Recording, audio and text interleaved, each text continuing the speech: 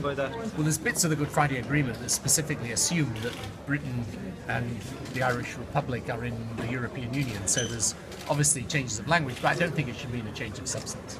In relation to the protections that are needed there for the border and the Good Friday Agreement going forward, you talked about the need to try and minimise any changes.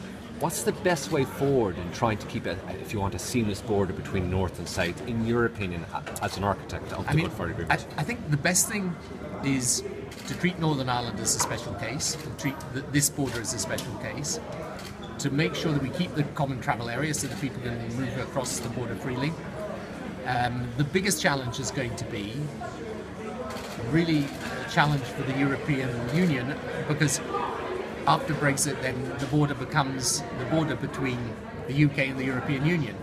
I mean, look, I think if there's goodwill and a lot of ingenuity and innovation and maybe, I don't know, use of technology and other things, I mean, I think we can minimise disruption. But you know, obviously I'm worried about what about this during the referendum campaign.